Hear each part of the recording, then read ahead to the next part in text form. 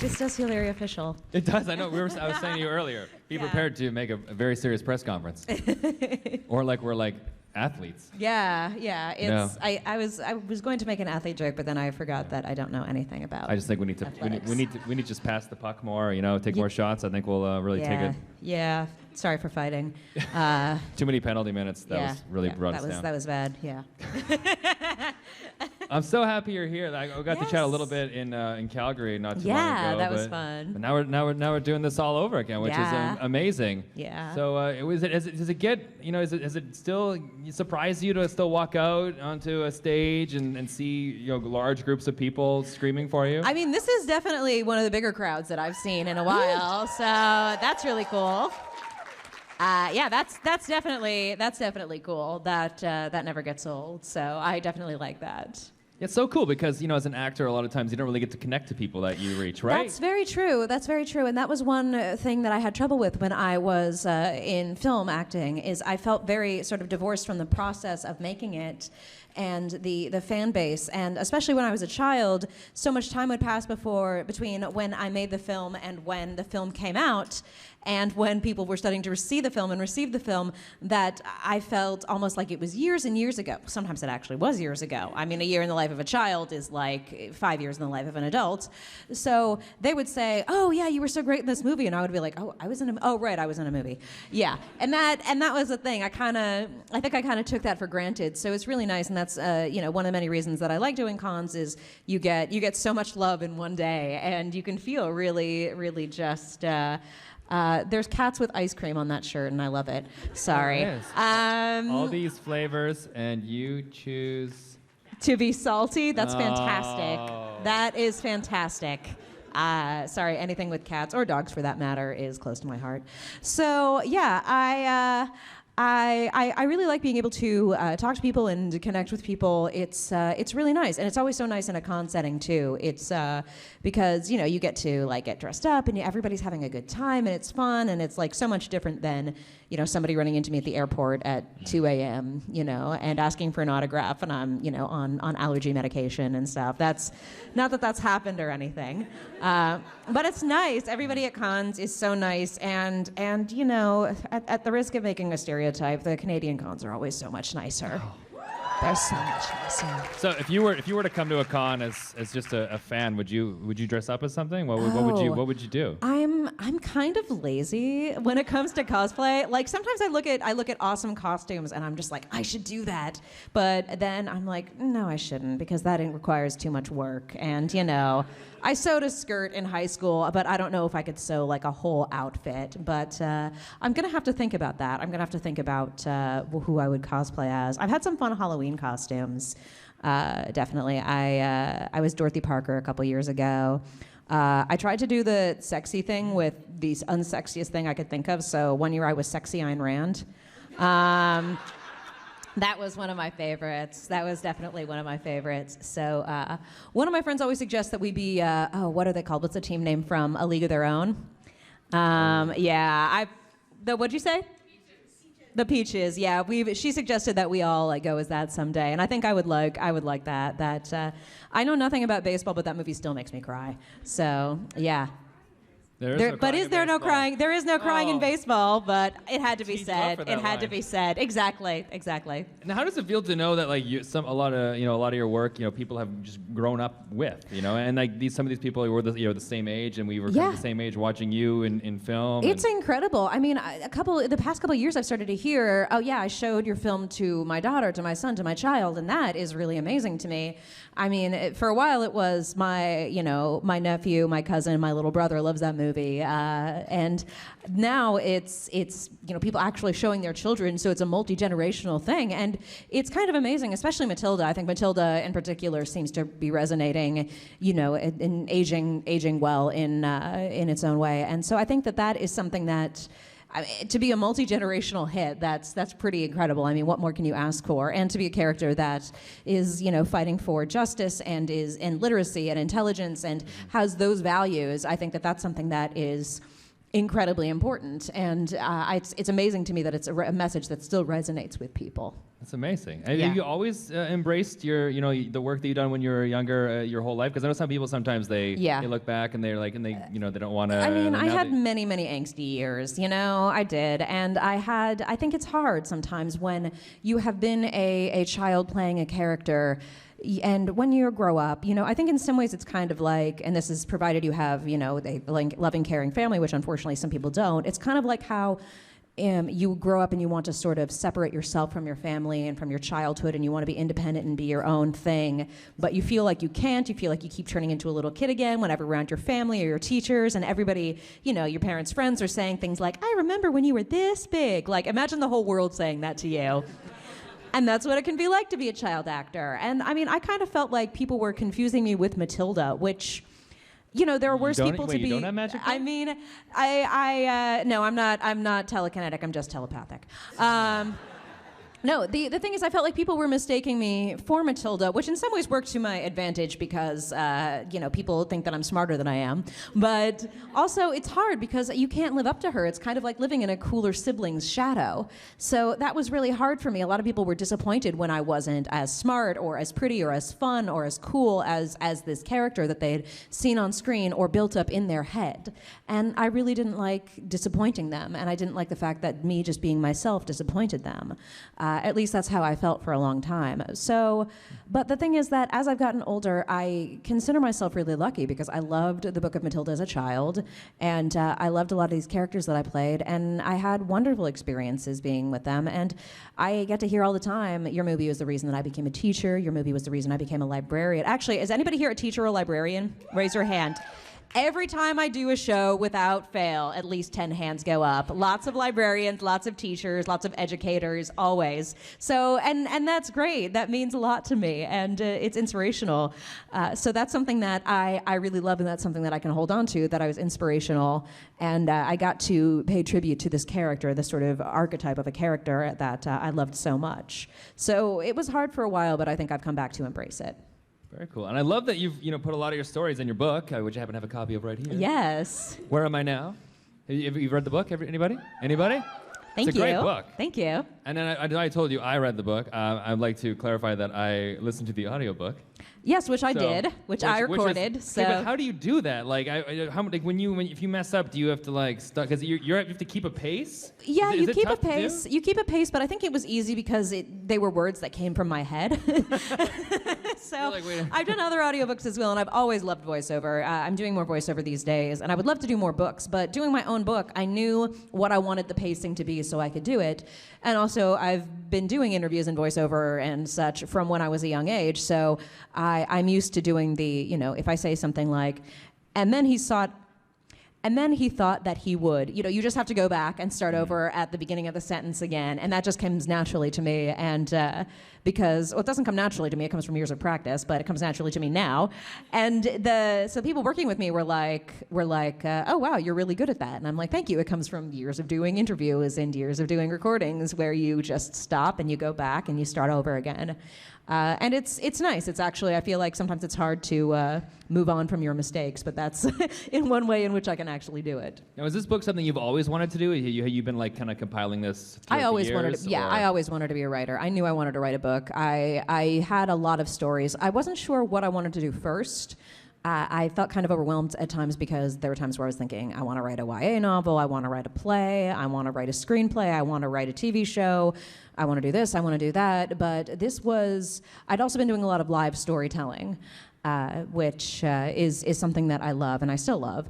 And so I got used to telling my stories and my life stories out loud. And because of that, it felt like kind of a natural fit. And also there was a lot of interest in this. I wrote a couple articles on child acting for websites like Cracked and a couple different places. And because of that, a lot of people were interested in what I had to say about that. So I wrote a book about child acting, but also about my life and my views and who I was and what I felt. And that became this book. But yeah, a lot of the things were things that I'd wanted to discuss or talk about for a very long time. And I'm glad that I didn't earlier because I don't feel like I would have been able to handle it or discuss it as clearly or as emotionally as I could have. I think I needed to process a lot of things first, which I think is really important. I think in this day and age, there's a lot of push to sort of put your work out there no matter what, without any editing, be uncensored, be unfiltered, and that can be dangerous, and that can do you a disservice, I think, and do your work a disservice. It's worth working through it, and it's worth editing it, and worth taking time. You can have the short term. I mean, goodness knows I procrastinate on Twitter all the time, but it's good to have these long-term goals too, and to stick with it. Yeah, that's something that, and it's something that I'm glad I did. It's something that I've always wanted to do. I always wanted to be an author, and I'm lucky now. Now I have done it. It's amazing. So when you go to compile all these, stories and put them together, anything that, didn't make the cut that maybe we're going to see in the future? It's actually really funny. I was talking to Mitch Pileggi earlier today about, he's a very nice guy. So there was a story that had to get cut just because length purposes, but it was about how when I was 12 years old, my brother and I cut school. My brother, who was in college at the time, helped me cut school so we could sneak off to the X-Files set.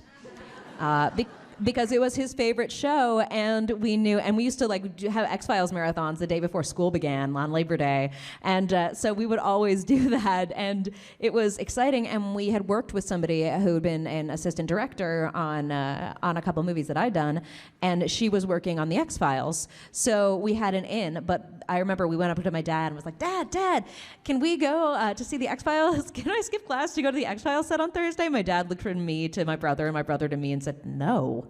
And I, as soon as my brother walked away, I was like, I'm sorry, John, I guess we can't go. And he went, shh. And so on Thursday, he wrote me a note saying, Mara has a doctor's appointment.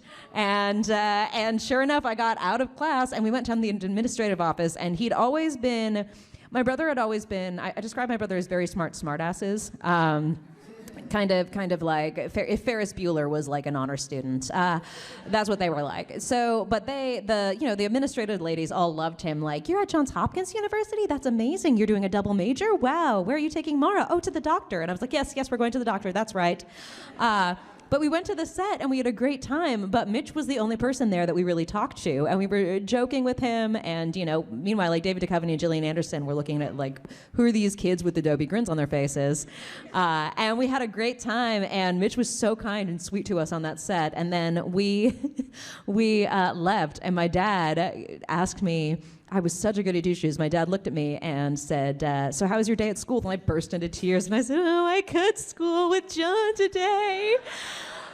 And, and then, John, get in here. I walk out of the room. Damn it, John, what did you do? And he took my brother's car keys away. And then I felt even more miserable. I felt terrible. And I went up to John afterwards, and I'm like, I'm really sorry. And he's like, well, it's okay. We had fun. And don't tell Dad, but I have another set of keys. And my dad did not know the end of that story until I told it. I told that story in a speech at John's wedding. So Mitch got a kick out of that story, and so did John. And my dad did not, I think, but he has to laugh at it now. And there's so many great stories in this book. I loved it. And there was one about that really got me was. It was like peeing on Pierce Brosnan. I did not. Did not. Sorry. I did not. Please don't. Worried you would. Please do not take my words out of context like that. This is how rumors get started. Sorry, not peeing. I was very, very, yes, I was worried that I would, when I was on his, and I think also Matt Lawrence's shoulders in the pool, I was really, really worried, like, I need to, I was 5 years old. I was still pretty young. But I did not. No, I never did. This is how, this is how rumors get started. If a rumor, I'll take the blame for that. Okay. I'm sorry. All right, we have some audience questions. I know a lot of you are here today, so if you have a question, put your hand up, and we'll do our best to try and get to you throughout the rest of the panel. Mm-hmm. So I think you went up first, so we'll start there, and then we'll go over here. So go ahead. Yeah, you're right there. Mara, just wanted to be the first to say welcome to Toronto. Thank you. Is he the first? Is he? No, several people have said that before. Ha! Okay. Welcome. But I appreciate that. Okay. Thank you. One of the things I wanted to say was it was awesome just hearing you come back to voice in BoJack Horseman recently. Thank you. I loved working on BoJack Horseman. Yeah. One of my favorite shows, very relatable and all that. My question to you, it's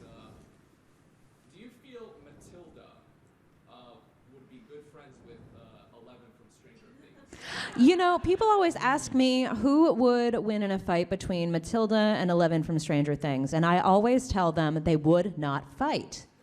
They would just have breakfast foods together. They would be friends. And even though I think technically timeline-wise Matilda is younger than 11, I kind of feel like Matilda would be a mentor to 11. Be like, this is how you channel your anger. This is how you make sure that you don't, get like magical burnout. I think that they would be friends. Actually, I saw some art the other day that I thought was adorable, where it was Matilda and 11. It was fan art on Tumblr. I wish I could remember the name of it. Where Matilda and 11 are sitting at a table together, and there's a stack of pancakes and a stack of waffles, and they exchange them for each other and pour syrup on it with their powers. And 11's nose starts bleeding. And but other than that, they're having this nice little breakfast together. And I loved that so much. I really did. I thought that was perfect. Thank you. Thank you. Thank you so much. All right, what was your question? Yes. My question is what was your favorite movie when you acted? What was your favorite movie? My favorite movie to act in, actually probably both to film and to watch, is Matilda. Matilda definitely holds a special place in my heart. I can remember some parts of Mrs. Doubtfire, but not that many. And there were wonderful people on Miracle on 34th Street, but that was kind of a hard film to be on. There was a lot of wearing wool and corduroy in Chicago in June and July. I can mostly just remember being hot. And so those were, all fun in their ways, but I mean, filming Matilda felt like filming at summer camp. That said, I will say that, if you follow my Twitter at all, you know how much I love Toronto. I go on and on about how much I love Toronto, one of my favorite big cities in the world. Not even exaggerating, not kidding. I do not talk about this like other cities. I do not talk like this about other cities that I go to. And that is because I filmed 2 movies in Toronto, and now I have all these wonderful. They film movies in Toronto. She gets the reference.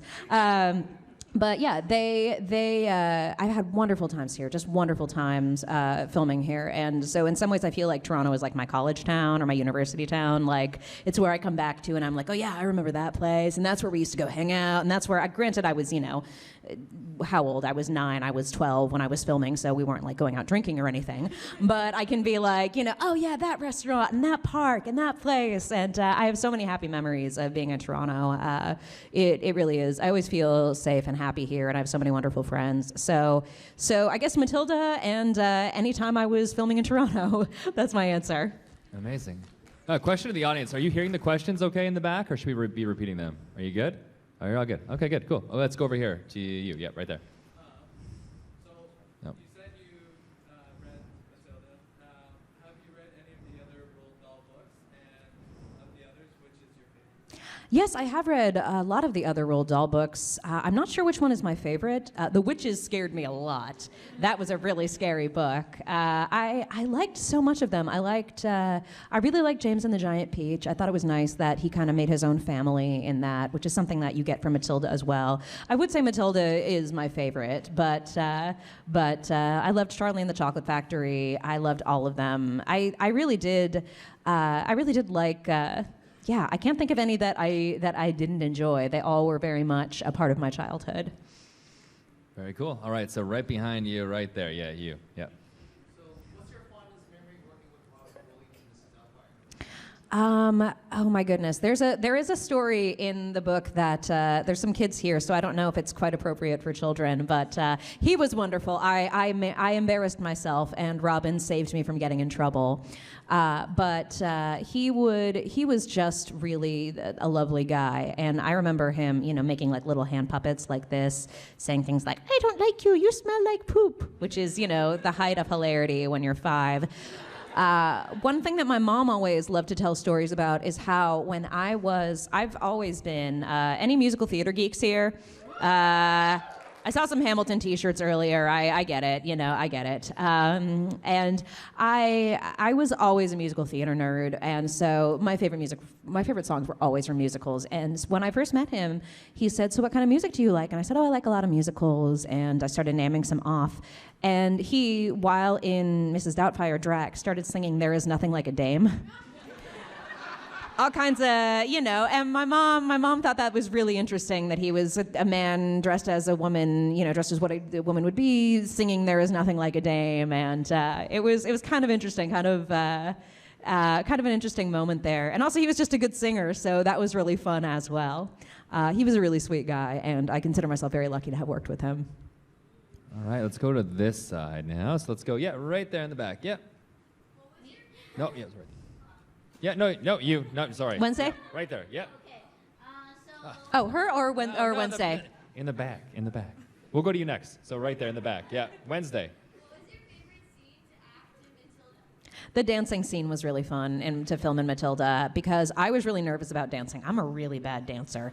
I'm really, really bad. When I was in show choir, I was always in the back because I could not dance, and show choir's like Glee, guys. But I was so nervous. But I told Danny that I was like, I'm really, really nervous about dancing today, and he said, okay, the rule is today, everybody has to dance. So we all just had a giant dance party. Everybody was dancing. My mom was dancing. Cameramen were dancing. Everybody was dancing, and that was really great. And Danny was really good at making sure that I got really immersed in the world of the film. He also let me design the doll that Matilda has. That was my design at 7 years old, and she's dancing in the scene too.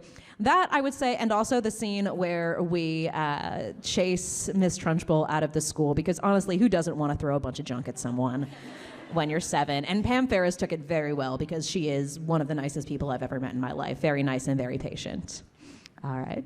Cool. All right, so let's go. yeah. Let's go to you now. My question. So, if you could play any other character in Matilda, who would you play?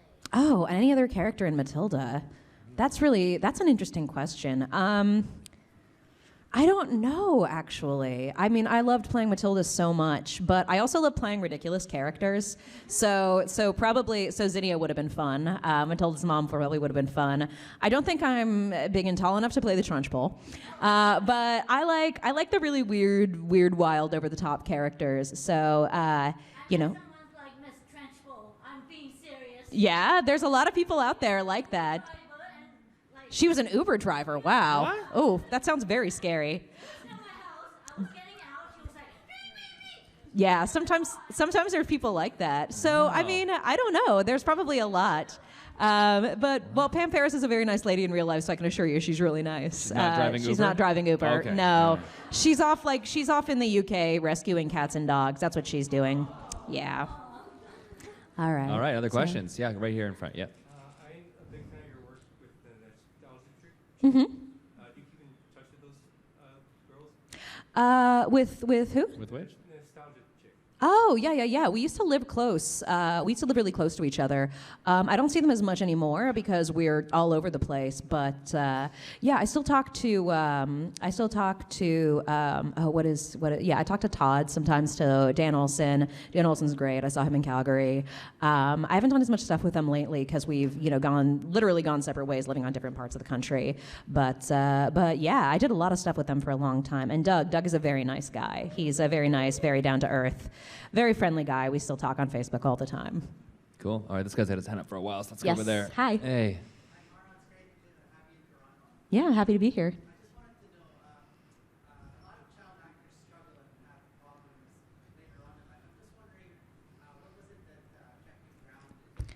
Therapy? No. I mean, it is true. You know, it's funny because in the United States, at least, and this is kind of cynical, but you can get tax write-offs if you were a child actor for like getting braces, things like that. And I always wondered why therapy wasn't written off for us too. But I think that I think that it really does come down to family and friends. I think that the most important things that people need are, for child actors they need interests outside of what they're doing, and they also need people who love them no matter what, and they need people to tell them when they're wrong. when the parents become the kids and are, the kids are taking care of the parents, that is a dangerous situation.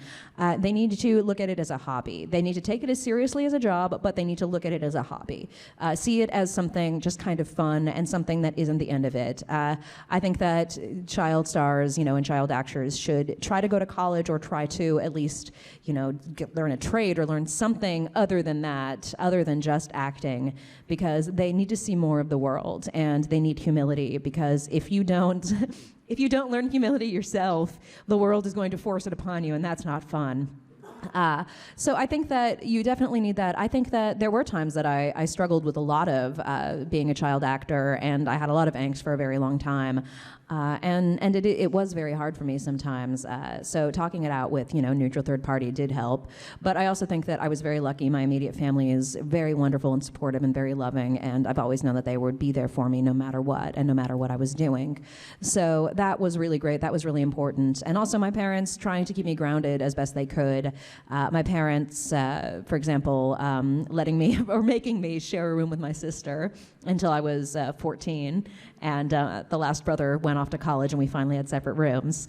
And making sure that I was still going to school, I was still living a normal life as best I could. I think that is very, very important. So if you say, let's say you had kids that wanted to do this, would you be willing to let them go into this field, or would you kind of steer them away from it? I don't think I would, because I would want them to have a normal childhood. But I do think that a lot of the kids who are best off kind of do one or two things. It's just a fun memory.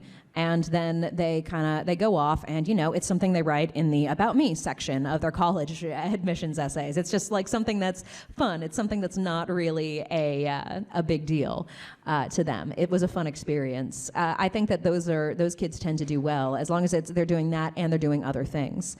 I don't know if I would. I think it would also depend on the situation, but I would never want my kids to feel forced to do it, and I would never want them to feel like it was too much. I think that my parents did not see me; they did not anticipate me getting more than a commercial or two to help pay for university.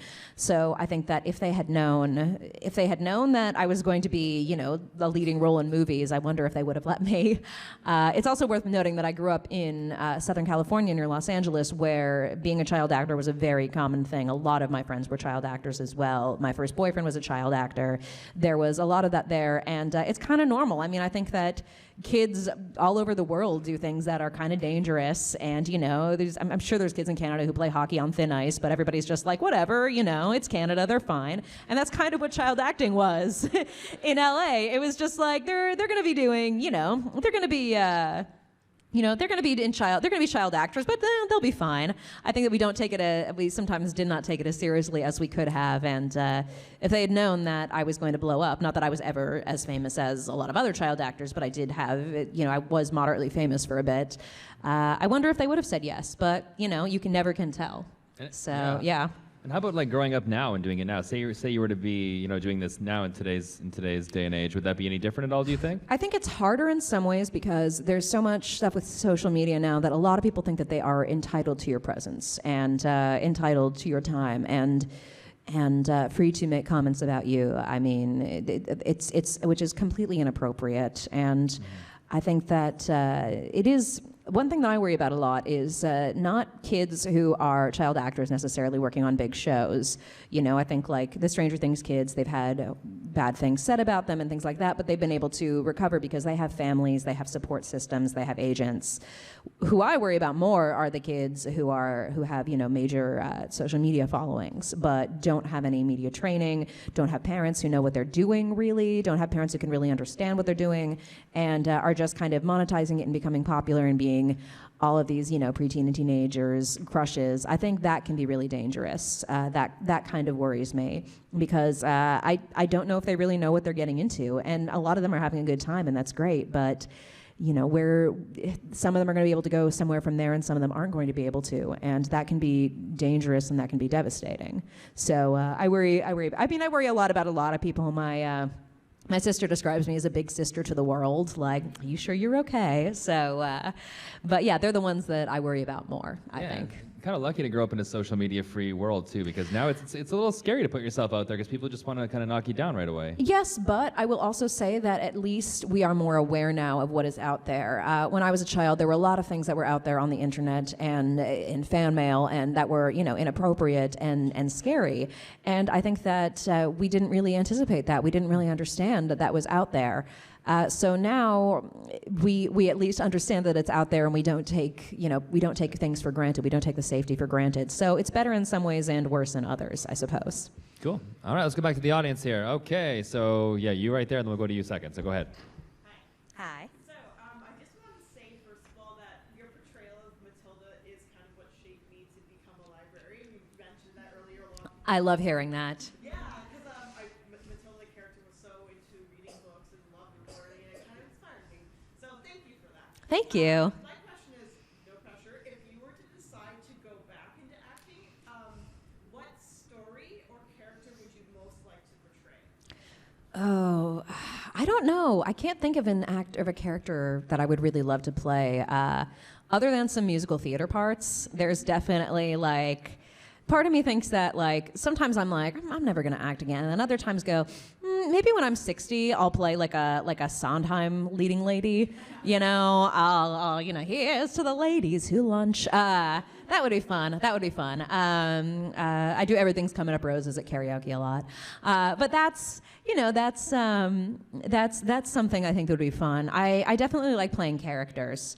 Although one thing I've always said that I thought, somebody pointed out, one of my friends suggested this once, people were telling me for a while that they thought Daniel Radcliffe and I kind of looked alike. I also found out, well, we have dark hair and light eyes, and we were born on almost the same day, and I found out also we're both allergic to nickel, which is really weird, and and also both beloved British the beloved British children books made into movies, blah blah blah. And somebody was like, you guys should do a 12th night together. And I actually think that would be really funny. Maybe stage reading for charity or something. So Daniel, hit me up if you're interested. All right, who we want to do next here? Yeah, go ahead. Sure. Yeah. Your writing is so strong in your books, and I love reading your writing. Do you have anything you're working on or anything that's coming up for writing-wise? I do have a lot of things coming up writing-wise. Unfortunately, I can't talk about a lot of them. That's always a problem. It's also a problem with me because I have so many ideas and so many things I want to do. It's really hard for me to pursue. But I think I'm lucky because I'm really just kind of happiest when I'm writing anything. I just really love writing. I do love certain things more than others. But sometimes I get a little tired of one thing and I want to try another thing. So there's so much more that I want to do yet. I've done personal essay, I've done comedy, I've done. I want to get back more into dramatic writing, plays and screenplays and things like that. That I think would be really fun. But I've definitely got stuff coming up. But some of it is things that I can talk about, and some of it is not. So you'll just have to keep your eyes open and also ears open because I'm doing a lot of voiceover too. Very cool. All right, go ahead. Yep.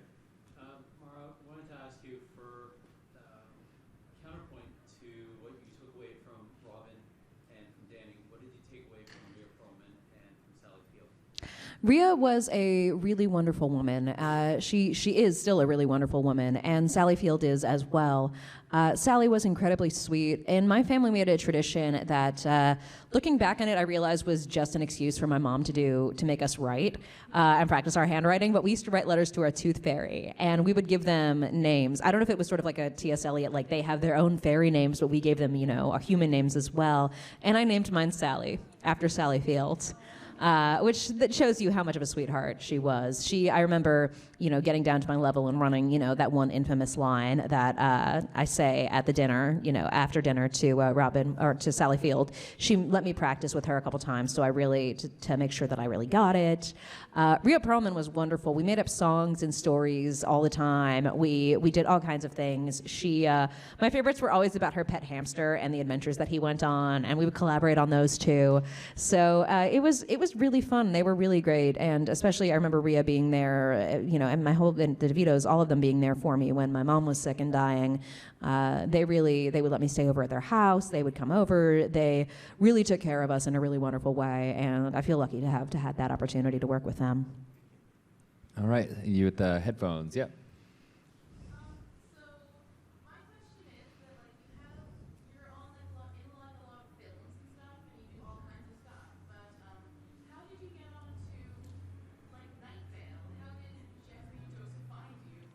Night Vale, I found, it was kind of funny. I found them on Twitter, and I thought they were amazing and so funny. I thought they were exactly my sense of humor. It was dark and creepy, but still kind of fascinating and enlightening, and I thought they were really, really funny.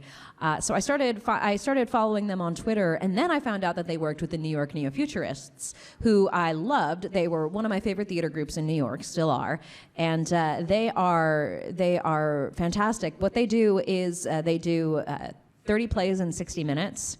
So every play is 2 minutes long and very experimental and weird, and all kinds of funny, weird stuff happens. And they're really fantastic. They're like nothing else.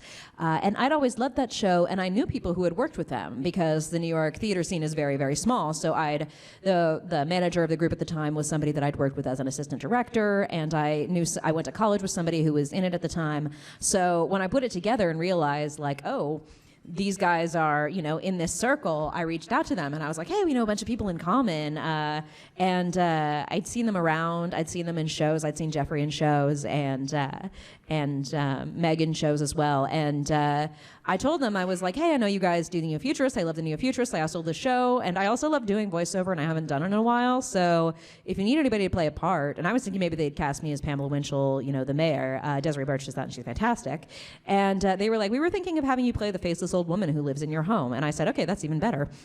And so I started doing that, and I was like, do you want me to do it like an old woman? And they were like, no, we like that you sound young. And I said, okay. So yeah, and it's been going ever since, and they've been really great. I just recorded something for them the other day. They're really wonderful, and I'm glad that they're getting all the support and the love that they've gotten. Jeffrey actually said something that I really like, where somebody said, what is the secret to success? And he said, just make stuff you like with people you love. And that way, no matter what, if you make money, if you get fame, if you get all those things, that's great. But otherwise, you're just building memories and having a good time. And it's very simple, but it is a very important thing to remember. Just make stuff you like with people you love. Awesome, thank you. And there was someone at the very back. Yep, go ahead. Yep. Mm-hmm.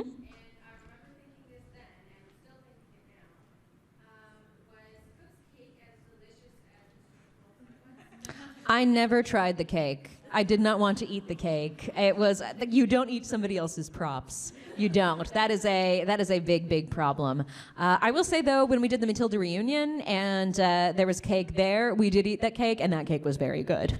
So finally we got our cake years later. But I remember talking to Jimmy before and being like, do you like cake? And he was like, do you like chocolate cake? He was like, kind of, I guess. And I was like, uh-oh. I felt really bad for him.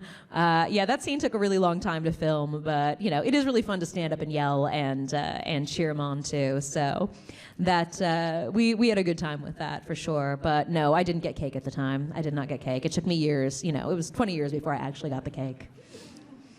All right, so I've just been told that we only have time for one more question. Okay. So how do you want to do? Do you want to pick the last question? Oh, I don't. You can do that because I don't know.